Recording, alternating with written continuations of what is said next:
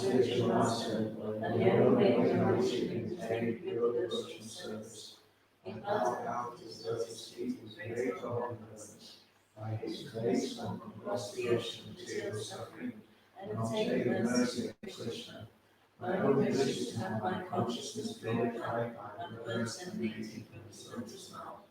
Attachment to his lotus feet is the perfection that fulfills all desires. He opens my darkened eyes and fills my heart with transcendental knowledge. He is my Lord, birth after birth. From him ecstatic prima haze, and by him ignorance is destroyed. The Vedic scriptures sing his character. Our spiritual master is the ocean of mercy, the friend of the poor, and Lord Master of the devotees. O Master, be merciful unto us. Give us the shade of your lotus feet. Your flame is spread throughout the three worlds. We take shelter at your lotus feet. Is the by grace A.C. Bhakta Swami Srila Prabhupada Ki Jai.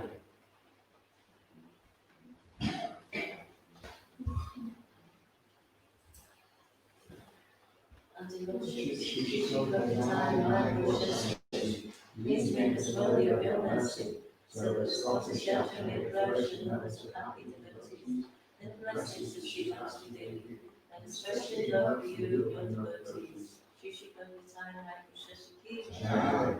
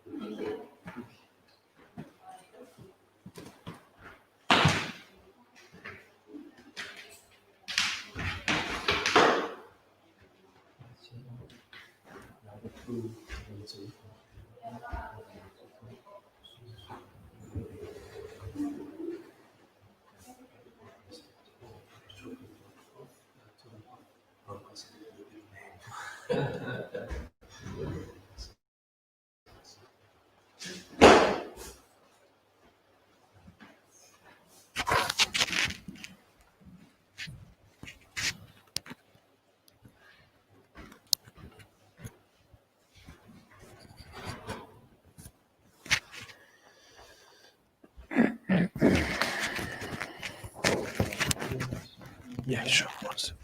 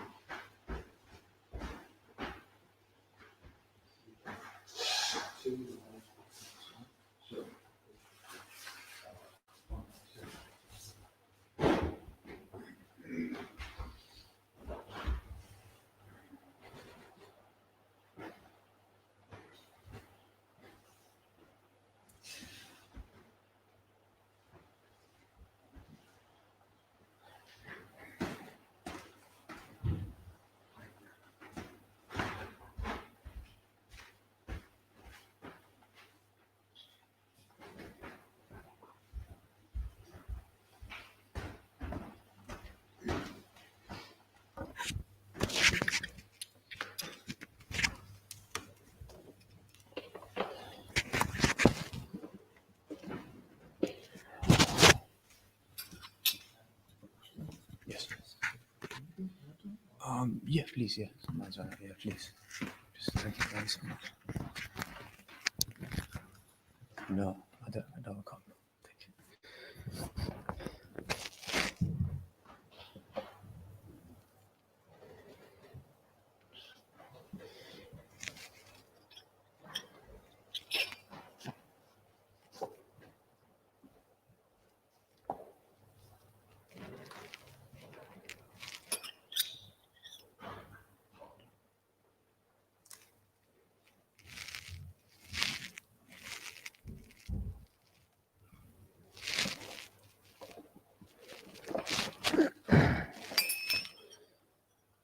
Jaya Radha Madhava Kunja Vihari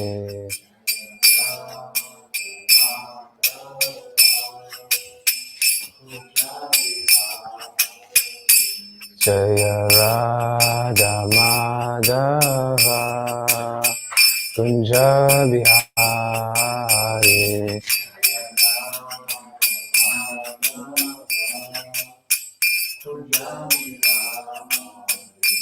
Jaya Gopi Janavallabha Girivaradari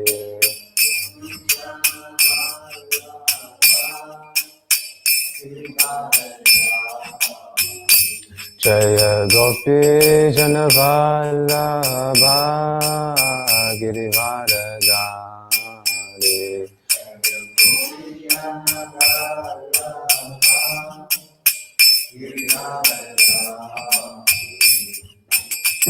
Yashodanandana Prajanaranjana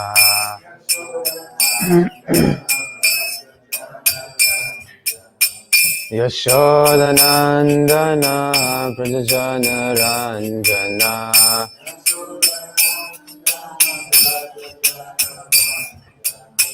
Yamunatira Vanachari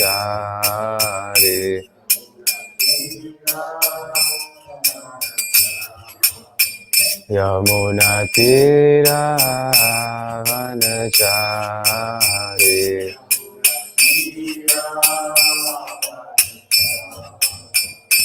Jaya Radha Madhava Kunja Vihari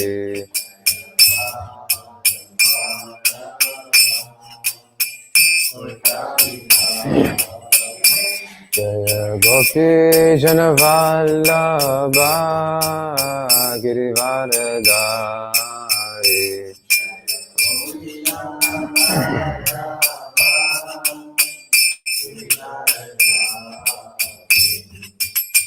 Yashodanandana Prajajana Ranjana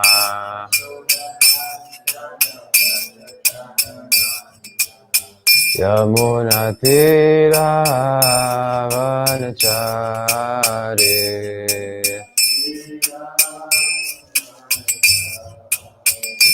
Jaya Radha Madhava Kunja Bihari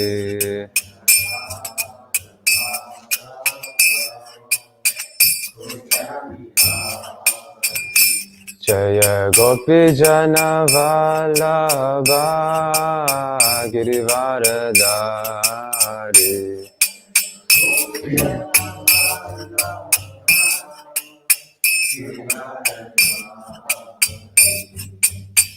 Yashodanandana Prajajana Ranjana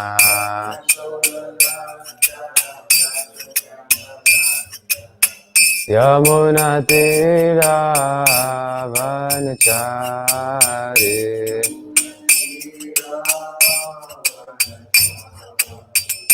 Jaya Shri Krishna Chaitanya Prabhu Nityananda Shri Advaita Gadadhar Shivasadi Gaura Bhakta Vrinda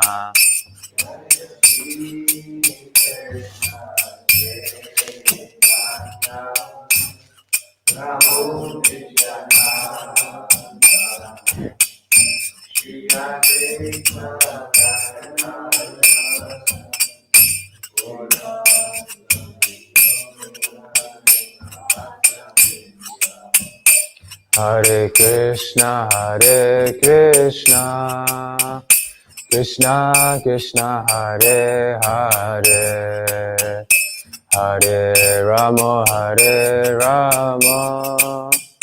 Rama Rama Hare Hare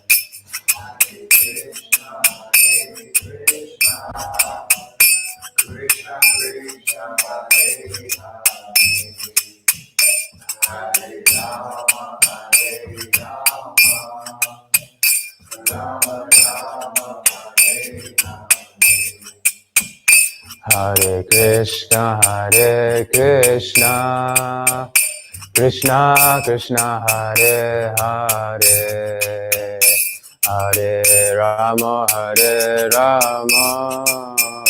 Rama Rama Hare Hare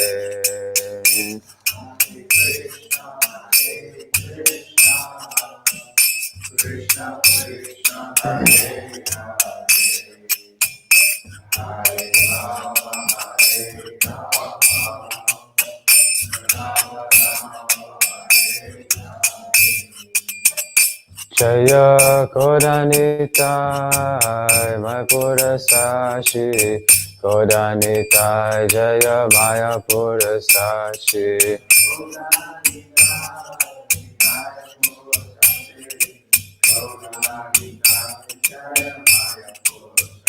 Jaya Tulsinath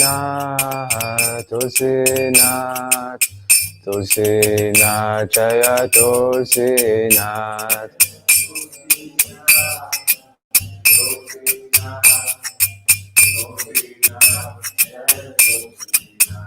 Jaya Giridhari Jaya Giridhari Jaya Giridhari Jaya Giridhari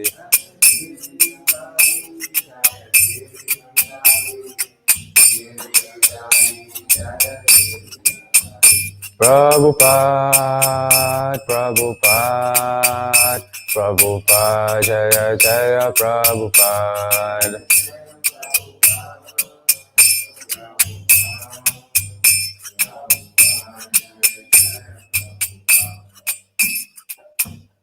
Shri Shri Kodanita Maipur Sashi ki, Shri Shri Tulsinath ki, Shri Shri Giridhari ki, Srila Prabhupada ki.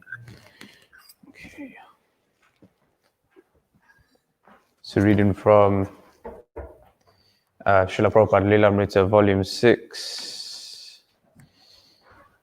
Let's see.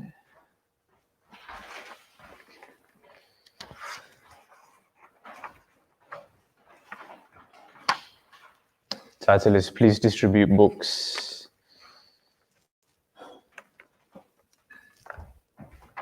How much of this do I read? Is it just one section or? This is mostly one, really. Okay. Page or paragraph, or just manual text very often. Okay, cool. So Jagadatri Devidasi says, my first service was cleaning the temple. I was cleaning the whole temple. I would be looking out the window at the men piling into the vans, getting ready for Sankirtan, and I would always think that I would really like to be doing that. Finally, our temple formed two traveling parties, one of men and one of women, and we went for the summer to distribute books in the fairs of Washington State. The men and the ladies used to have competition to see who could distribute the most. Surah. I joined Krishna consciousness in Seattle in 1973, and they sent me out on book distribution my first day. We would always hear from Los Angeles about the letters Prabhupada was sending. Everything we heard was centered on Prabhupada's desire for his books to be distributed. It was by hearing this that newer devotees wanted to go out and be part of the Sankirtan party. We wanted to be soldiers for Prabhupada's book distributions army. Srila Prabhupada ki. Om Namo Bhagavate Vasudevaya. Om Namo Bhagavate Vasudevaya. Om Namo Bhagavate Vasudevaya. Okay, reading from Canto 5, Chapter 3, Verse 6. The chapter is titled Rishadev's Appearance. So I'll go through the Sanskrit and then we'll do the word for word. But would you have to adjust this mic just to make it a bit lower? Do you know how to adjust the mic just so it goes down a bit? Just put it down. Just put it down. Okay, cool. Okay, thanks. Oh yeah, that's good. Thank you. Okay.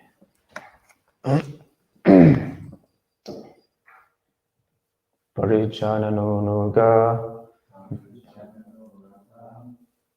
Virachita Sabala Samsabda Salila Sita Kisalaya Tusalika Durvanukure Api Sambritaya Sapayaya Kila Parama Paritusyasi. Okay, word for word. Parijana, by your servants. Anuraga, in great ecstasy. Virachita, executed. Sabala, with the faltering voice. Samsabda, with prayers. Salila, water. Sita Kisalaya, twigs bearing new leaves. Tulasika, tulasi leaves. Durva Anukore, and with newly grown grass.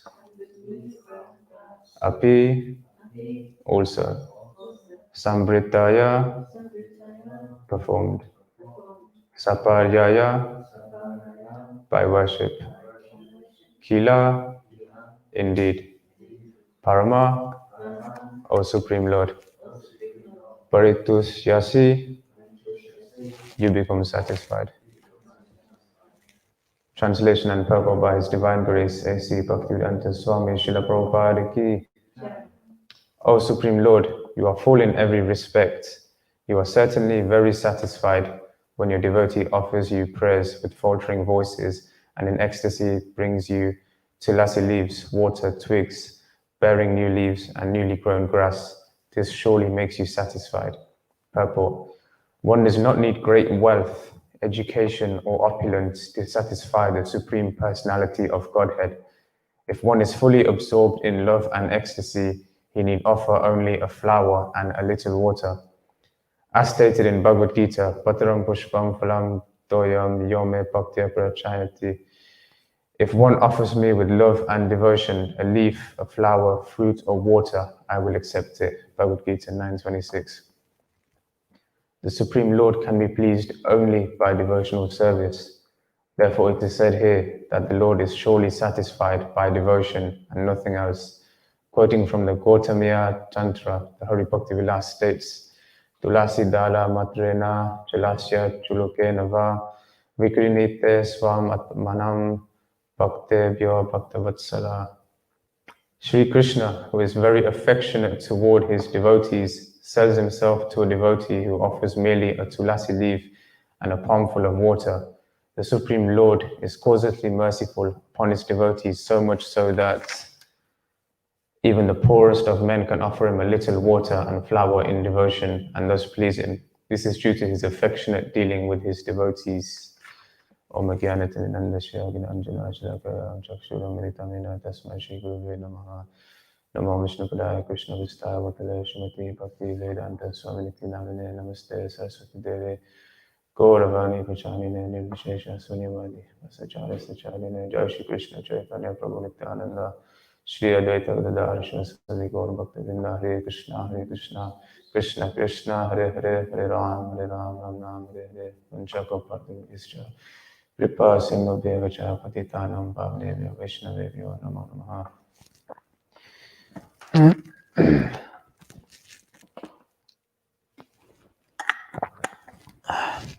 Hare Krishna everyone. So thank you for allowing me to speak and giving me this opportunity. So yeah, I was just going through the purport myself, and it's interesting that Prabhupada is stating that one does not need great wealth, education, or opulence to satisfy the Supreme Personality of Godhead. So it's such a nice point that Prabhupada is stating that it doesn't matter how much money one has, that's not gonna, it doesn't increase one's devotion. Because, for example, you have brahmacharis who don't have any money, but at the same time, they've got a lot of devotions. So immediately it's like, you don't need any more money to satisfy the Supreme Lord. So that's a very nice point in regards to wealth. And then you've got education.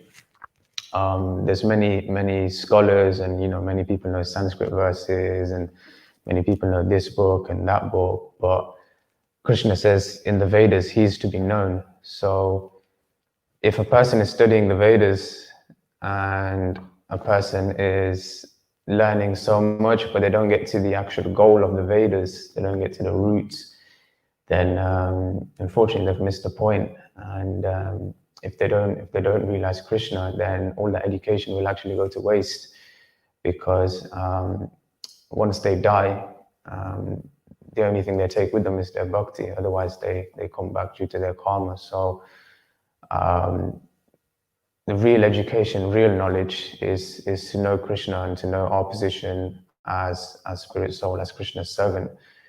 So that's real education. So Prabhupada is making this point that so-called education, if it isn't going to bring you to Krishna, then it doesn't necessarily give you more devotion, which is an amazing point. And there's a pastime of actually Bhakti Siddhanta Saraswati Thakur. I believe there was one guy in the Gaudiya, there was one devotee in the Gaudiya Mat, and he couldn't read. He was illiterate. He couldn't read anything in the Bhagavad-Gita. He wanted to read the Bhagavad-Gita, but he couldn't read the Bhagavad-Gita. And but he's seen the front cover of the Bhagavad-Gita, and on the front cover it's got Krishna as a chariot driver of Arjuna. And for him seeing this, he went into tears once he's seen this, because he's seen how merciful the Supreme Lord is. And he's seen the whole, he basically realized the whole Gita just by seeing the front cover. And Bhaktisiddhanta said to him, actually, you've understood the Bhagavad Gita, not the scholars, but you've understood it because you've understood the mood of the book and what you need to do. which I thought was really amazing, because it does go to show it comes down to devotion more than actually, actually knowing a book. So that was one pastime. And there's another story that one brahmachari at the Bhakti-Vedanta Manor, he was telling me. He said that one time he was in Vrindavan, and there's a verse in the Gita where Krishna says, offer your obeisances unto me, engage your mind, offer your homage unto me. And this devotee didn't really feel like qualified enough to do a lot of other things in regards to serve the Lord, and he didn't feel qualified enough to sort of engage in mind and these kind of things. So what this devotee was doing in Vrindavan on the Govardhan Parikram, I'm not sure how many of you have been to Vrindavan, but on the Govardhan Parikram, some people walk around by doing the Parikram, but some people actually pay obeisances all throughout, which takes a very long time, and it is super austere.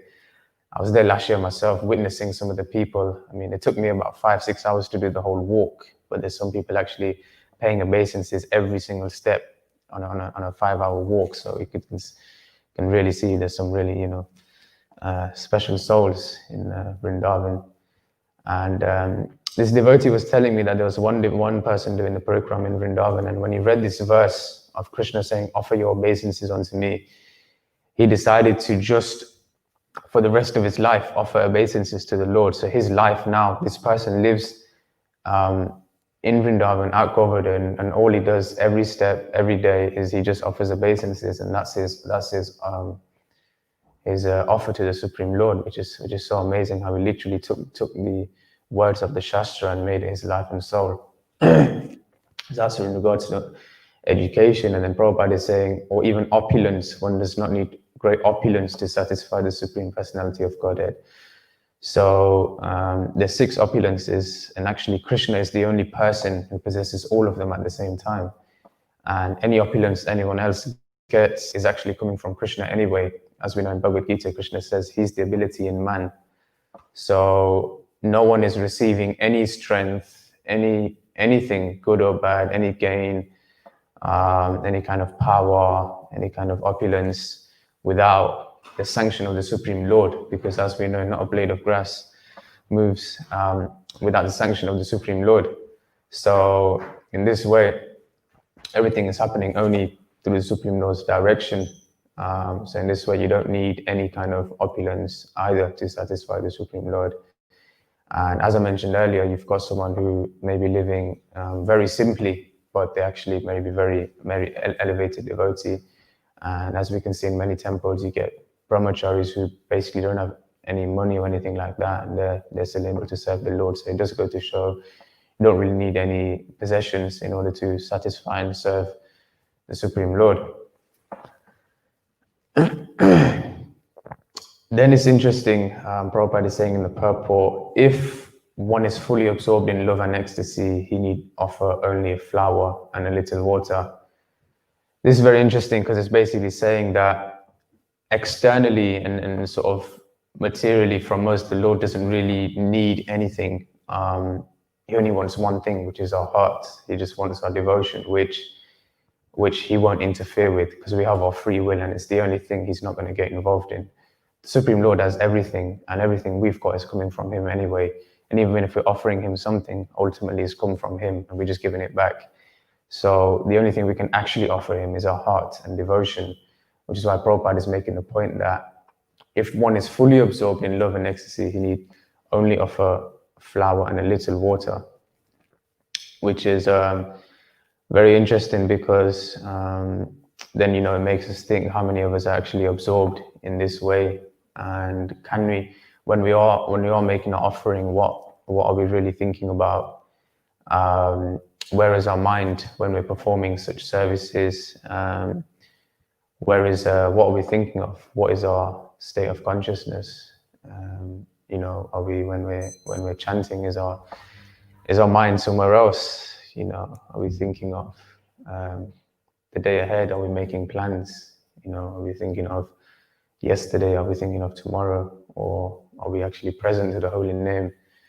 Because the holy name is also a person, and in order to get the full sort of full benefit and actually make some kind of advancement, we really have to be present in regards to our service. And you know, they say you are where your mind is. So if you're externally doing something, doing some kind of service, but your mind and heart is somewhere else, it may not be fully devotional. So you are performing service and you will get some benefit, but it may not be pure devotional service, which is what we're aiming for.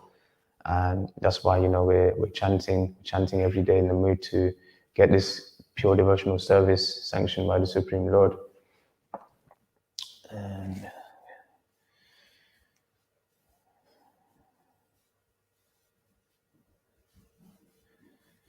yeah, so another thing is that everyone has equal opportunity to try and please the Supreme Lord.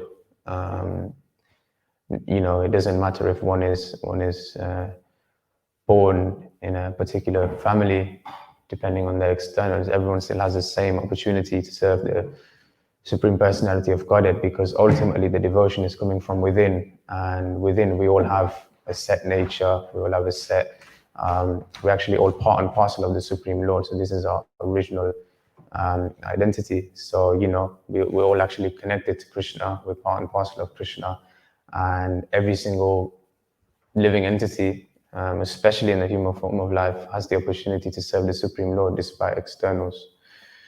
Another point I wanted to touch on was Prabhupada is stating in the purport that the Supreme Lord can be pleased only by devotional service.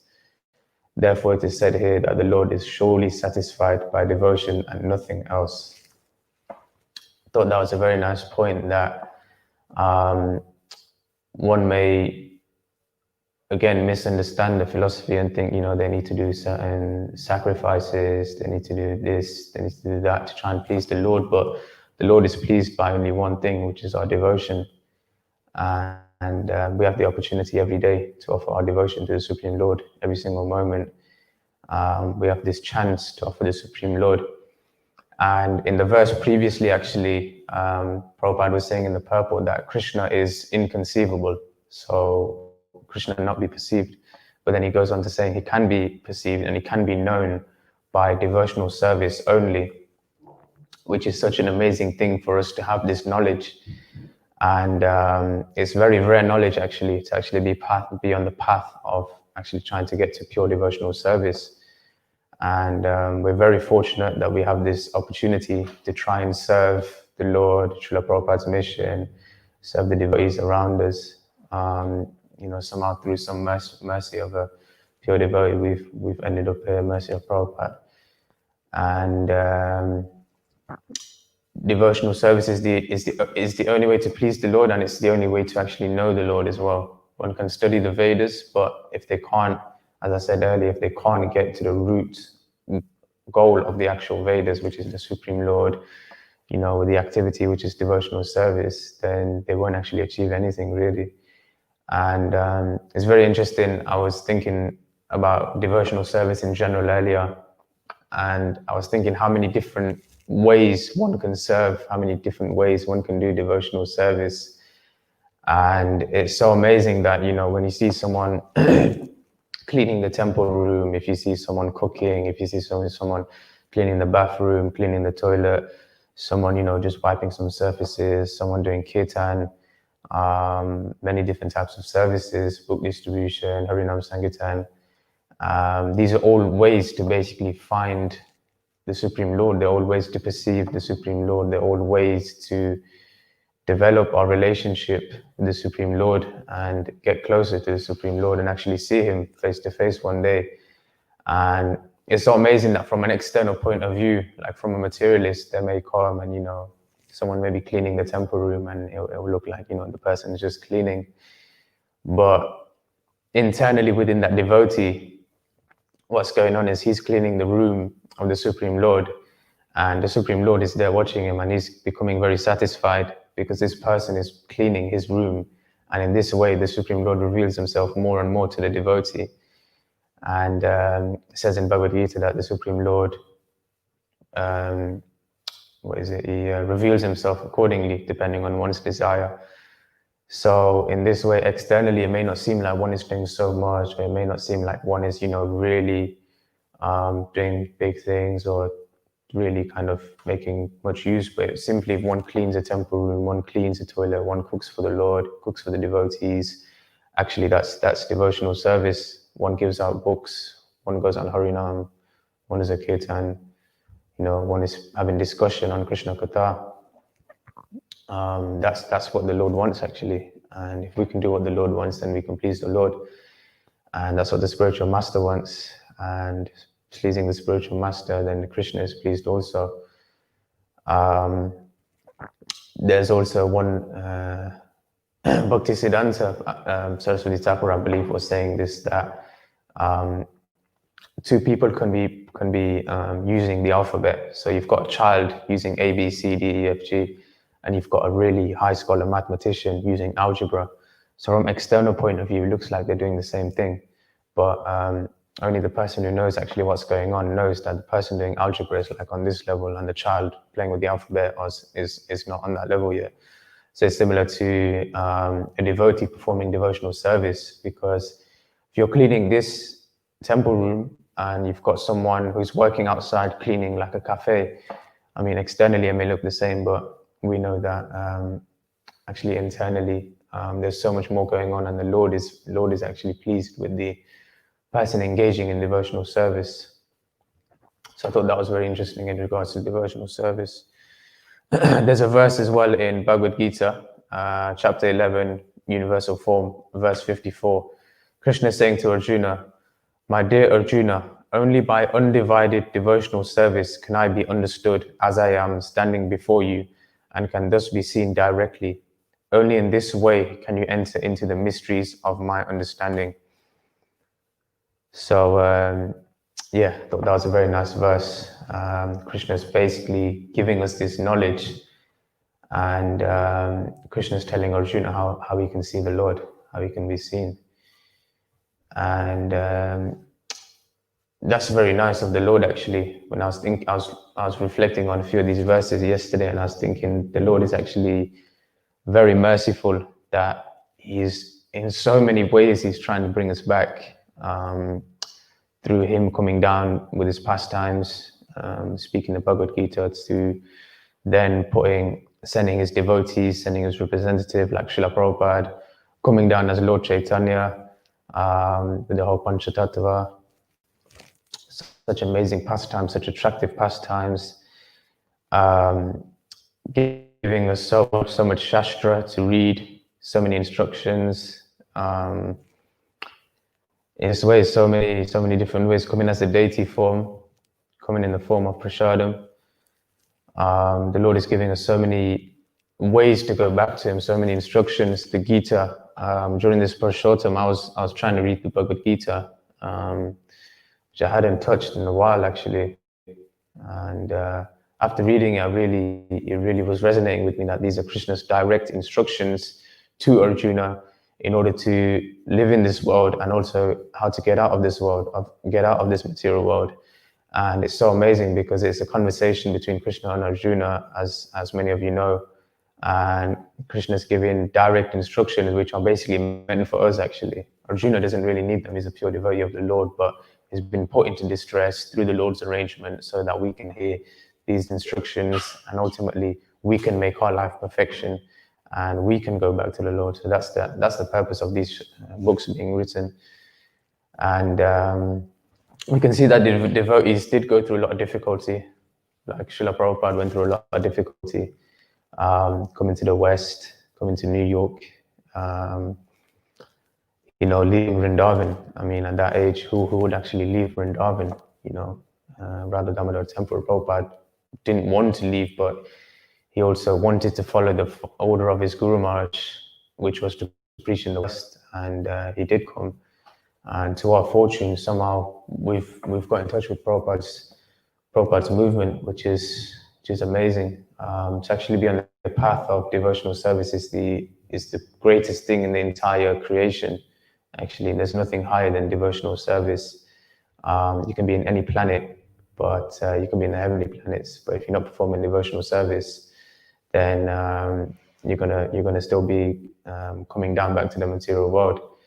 And I think it says somewhere in Shastra, one devotee was quoting to me, I don't know the exact verse, but he said to me that, I don't know if it's Prahlad Maharaj quoting, I'm just speculating, but he's saying that heaven is hell.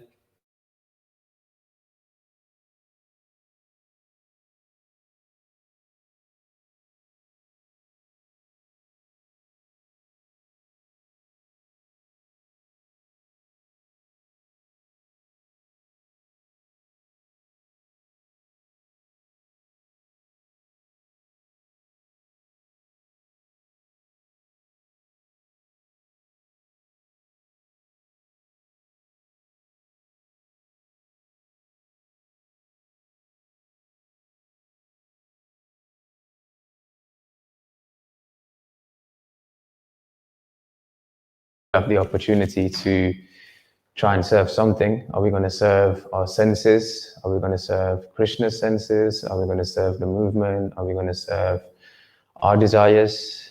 So many desires are coming through from the different modes. And I was listening to a seminar actually by His Holiness Chaitanya Maharaj on modes of nature. And he was saying, when one is in the mode of passion, he's constantly, desires are coming constantly. You got to do this, you got to do that, you got to achieve this, got to do that. And then he just said this in a very nice way, which still resonates with me. But he said that don't be a slave to your desires. I just thought that was a really nice statement. It really resonated with me. And I just thought, wow, I don't want to be a slave to my desires. These desires are coming in and out from which aren't even me.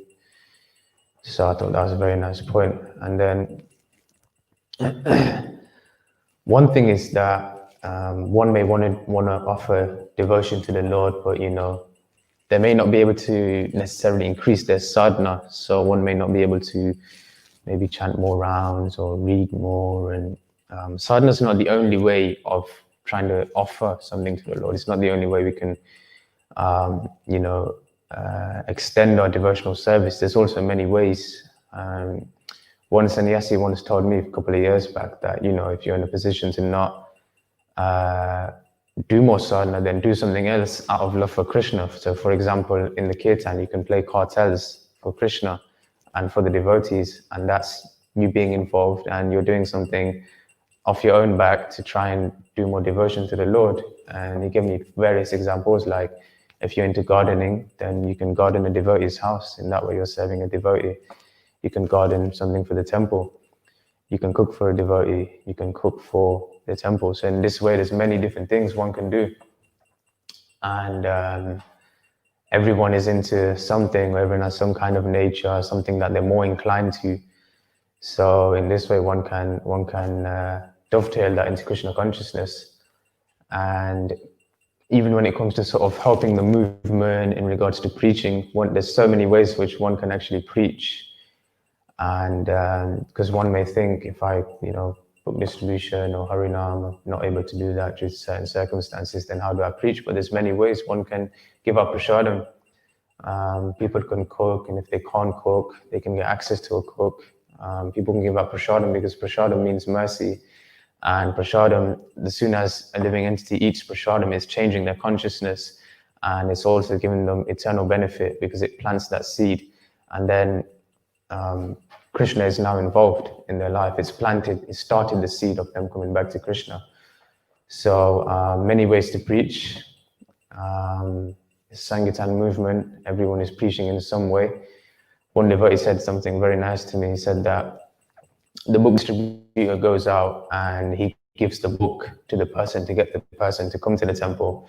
Then you've got the pujari doing the service who's making the deities look attractive. So he's keeping the person in the temple. Then you've got the cook who's making nice prashadam. He's also keeping the person in the temple by making good prashadam. And that's affecting the person's consciousness and it's giving them mercy. So in this way, every single person is preaching in Lord Chaitanya's movement, in Prabhupada's movement. If we can offer more and more day by day, try and just extend a little bit, do something more. And Krishna will be very pleased. Lord Chaitanya will be very pleased. Lord Nityananda will be very pleased. Prabhupada, the whole for our devotees will be very pleased if we can try and bring people to Krishna consciousness and also maintain ourselves. So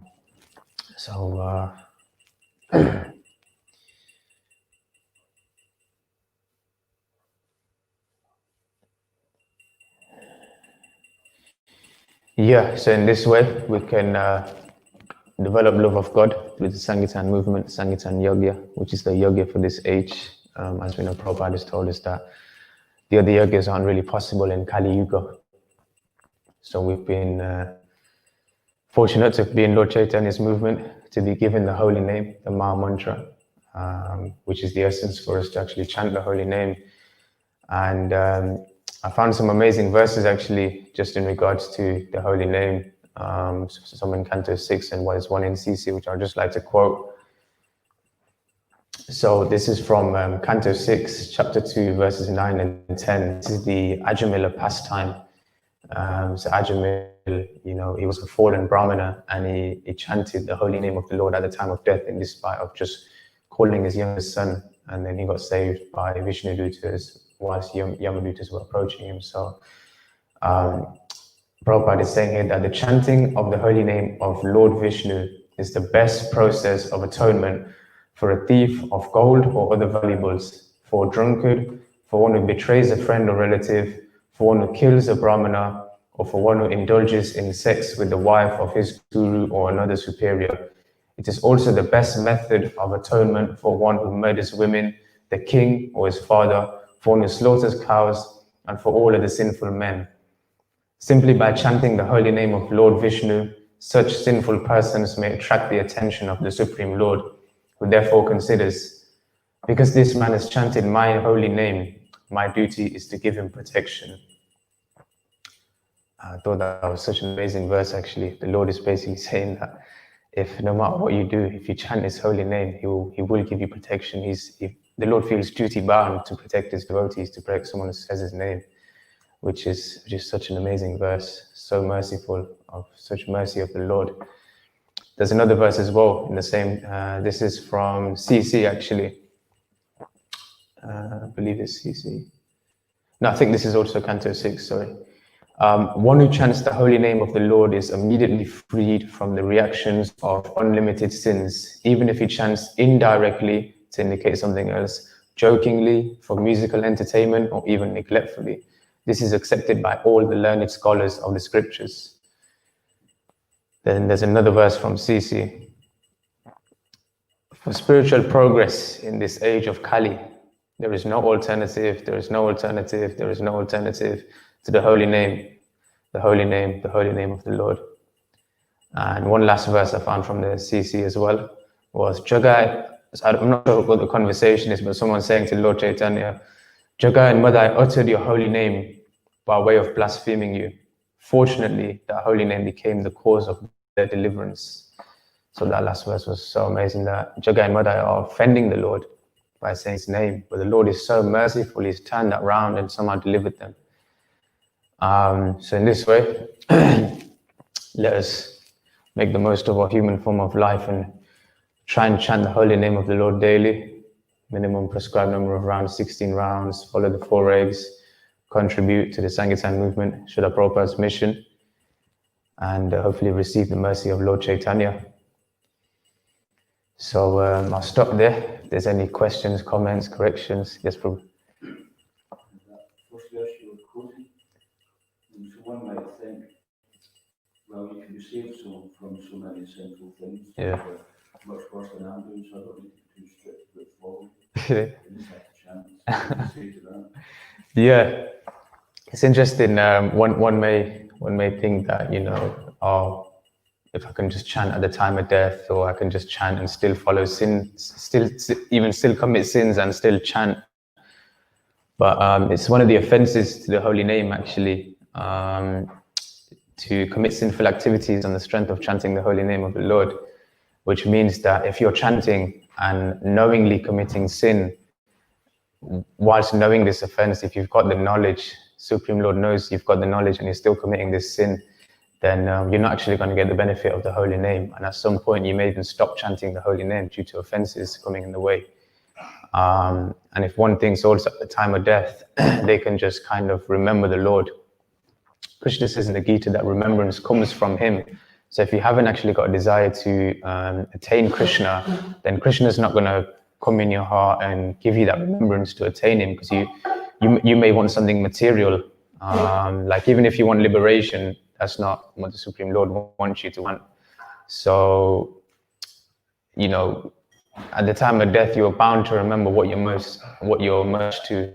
So if one's not developed attraction to Krishna, then most likely they're not going to remember Krishna. And we know from this verse of Ajamila that I was just quoting, he wasn't actually addressing the Supreme Lord, he was addressing his son, because he was deeply attached to his youngest son. But it just so happened to be that his son had the same name as the Supreme Lord, and the Supreme Lord gave him mercy through that. Thank you. Any other questions, comments, corrections? Yes, Martha. I think that past time we mentioned about the literate reading in Bhagavad-Gita. I don't know if there's a similar pastime, but it's one in the Chaitanya Chapter Rita. The little Brahmin, amongst others who were kind of ridiculed.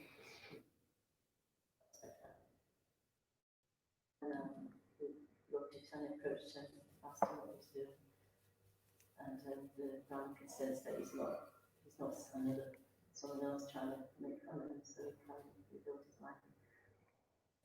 And the spiritual master told him to read it, and then but then he noticed, why are you crying? And he said, to cover him. And then he embraced him, saying, you have understood. I think that's the pastime, actually. Yeah, I think that's the one. Yeah, the one you quoted. Yeah, that's the one. Yeah, the amazing pastime. Any other questions, comments, or corrections? Yes, Prabhu. Sorry, say that again. Have you offered music room grass and transplanting new leaves? Yeah, it's saying in the verse, what does it say?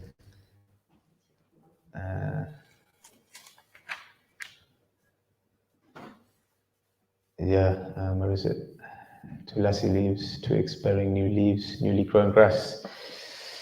Yeah, I'm not 100% sure, to be honest. I guess one can offer it in their mind. I'm not 100% sure. I know you can do Manasya Seva, which is a way of actually serving the Lord as well. You can, in your mind, offer to the Lord, I think. I'm not sure anyone got any other ideas to want to add into that.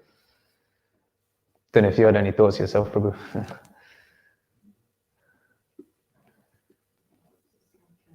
The first round of the spring something.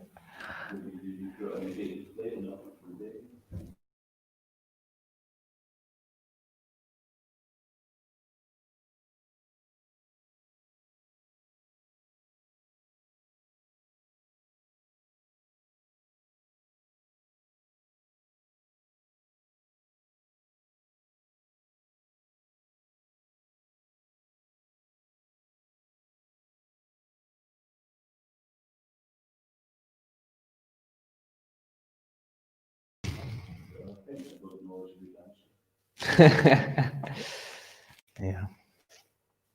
Anything else from anyone?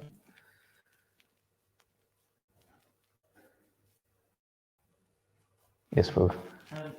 Krishna is saying if one offers me a leaf fruit, he offers a flower and it's the opposite one offers with love and devotion. I'm still a bit cloudy on whether Krishna actually prefers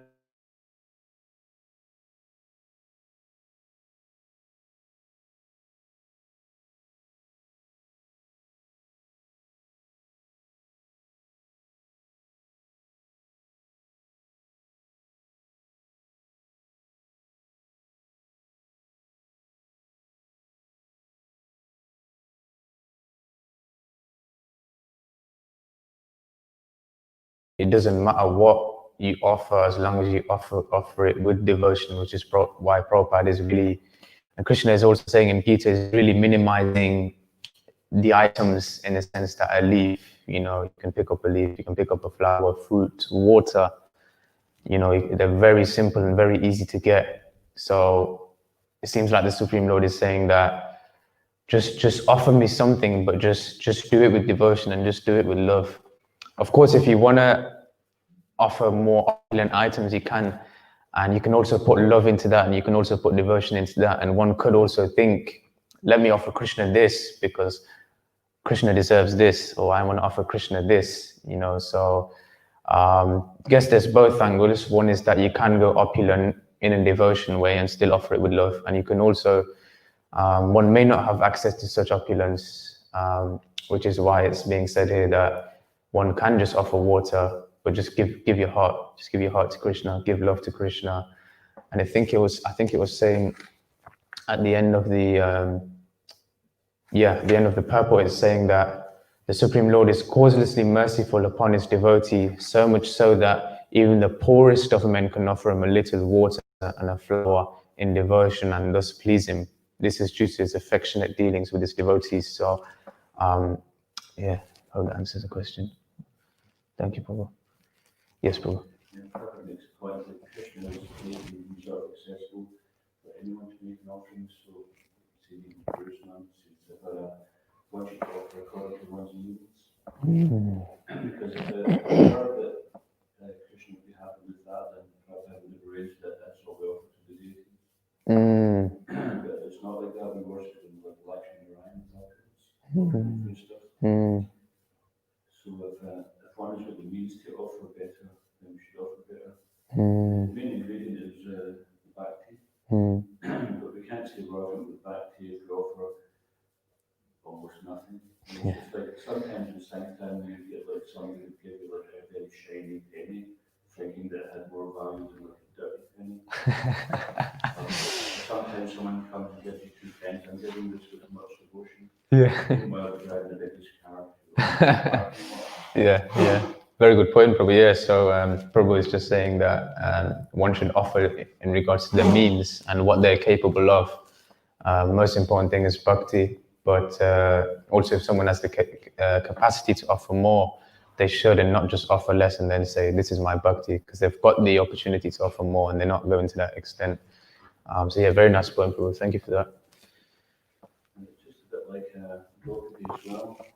It's not just that she was holding on to her side with both hands and with one hand. When she let go, then she manifests. So sometimes you see what we're holding on to with what we're giving with one hand, a little bit, but we're holding a lot with the other hand. So it's not sometimes just what we give, but also what we're holding back. That's right, yeah. Thank you, Prabhu. Yeah, Krishna is also seeing what we're holding back. Very, very good point, Prabhu.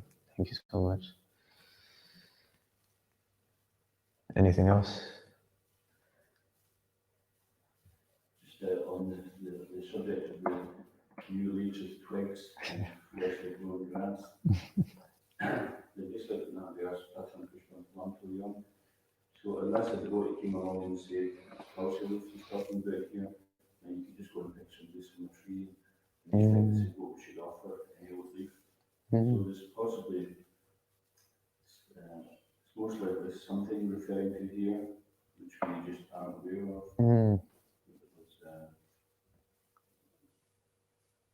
There's probably some kind of offering there which we're just not aware of. Yeah, amazing point, Prabhu. Yeah, that maybe Krishna is specifying as well what he wants.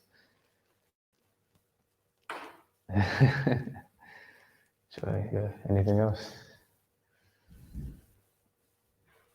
Thank you for the class. Oh no, thank you for allowing me to speak. Thank you so much. Srila Prabhupada ki, Kantarat Srimad Bhagavatam ki.